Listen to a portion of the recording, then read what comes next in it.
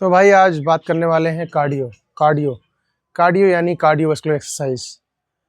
वो physical activity है जो अपने हार्ट रेट को बढ़ाने के लिए और उसकी हेल्थ को बेहतर करने के लिए होती है, बढ़ा के कम करना। कार्डियो एक्सरसाइज अपने हार्ट, लंग्स और ब्लड वेसल्स को मजबूत बनाती है, जिससे अपनी बॉडी को ऑक्सीजन और न्यूट्रिशन पहुंचाने को ज़्यादा मदद मिलती है और उनकी क्षमता बढ़ती है। ठीक है, तो जब आप कार्डियो एक्सरसाइज करते हैं तो अपनी बॉडी में कई फिजियोलॉजिकल चेंजेस होती हैं, जिसमें सबसे पहले जो रिलेटेड होता है हार्ट से। ठीक है, उसमें हार्ट रेट बढ़ता है, हार्ट रेट फास्ट हो जाती है, जिसकी वजह से ब्लड फ्लो बहुत ज़्यादा होता है।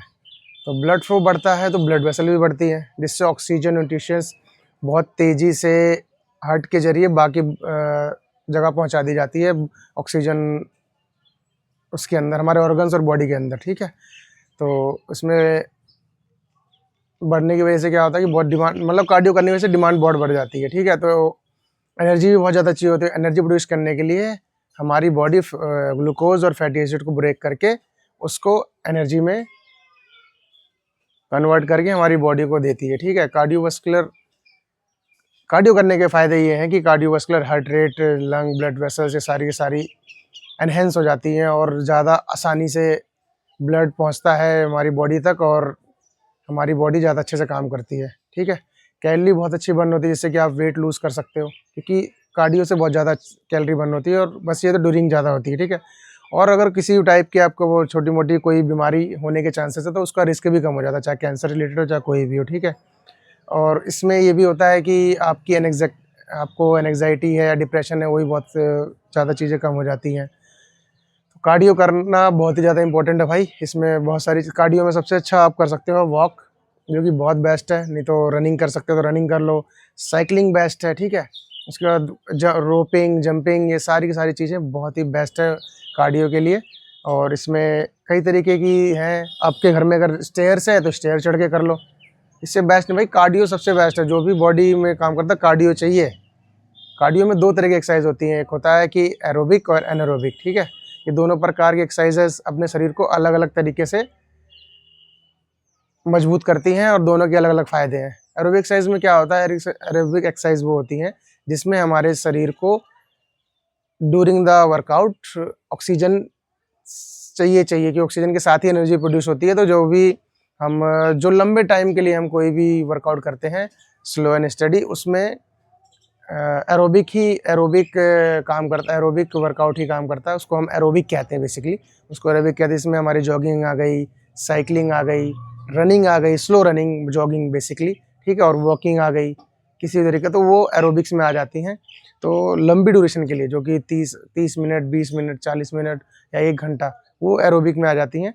तो इसके फ़ायदे ज़्यादा होते हैं हमारे हेल्थ से रिलेटेड, जिससे हमारा स्टेमिना बढ़ता है। ठीक है, हमारी हार्ट से रिलेटेड सारी चीज़ें इम्प्रूव होती हैं, ब्लड प्रेशर मैनेज रहता है हमेशा। ठीक है, और स्ट्रेस भी कम रहता है। ये सारी चीज़ें हमारी कार्डियोवास्कुलर और जो है वो एरोबिक में आती है। ठीक है, एनारोबिक एक्सरसाइज वो होती हैं जो कि बिना ऑक्सीजन के हमारी बॉडी एनर्जी प्रोड्यूस करती है।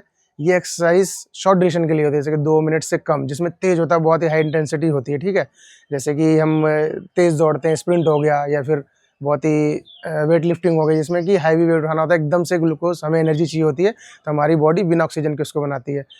जंपिंग रोप हाई इंटेंसिटी की उसमें करेंगे, तो बॉक्सिंग हो गई विदाउट रेस्ट, लगातार हाई इंटेंसिटी। और इसमें एक आता है हाई इंटेंसिटी इंटरवल ट्रेनिंग। ठीक है, तो उसमें क्या होता है कि आप तेज़ी से फिर कम, फिर ये दोनों के मतलब इसमें एक वो आता है, पर ये आती है एनारोबिक में है, लेकिन इसमें आपका रेस्ट मिल जाता है।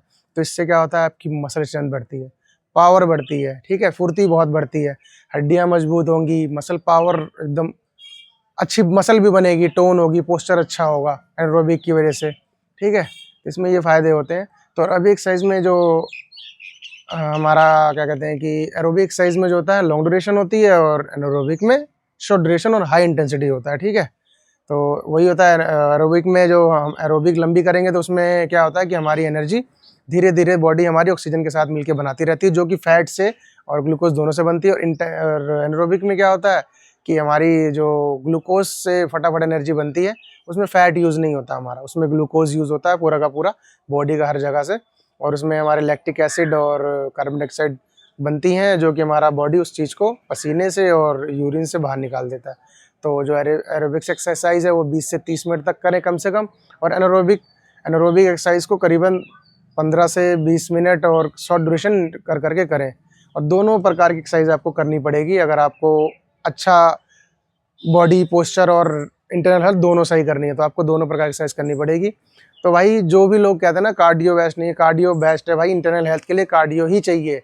स्ट्रेंथ वर्कआउट का एक अलग जोन है, स्ट्रेंथ वर्कआउट तो बेनिफिशियल है ही है वो एक, लेकिन उसका अलग जोन है। वो आउटर पोस्चर और मसल्स ट्रेनिंग, हेल्थ मसल मजबूत करने के लिए, आपका पोस्चर अच्छा करने के लिए, आपकी हड्डियां और मसल मजबूत करने के लिए ठीक है, लेकिन इनसाइड आपको इंटरनल हेल्थ के लिए कार्डियो करनी ही पड़ेगी।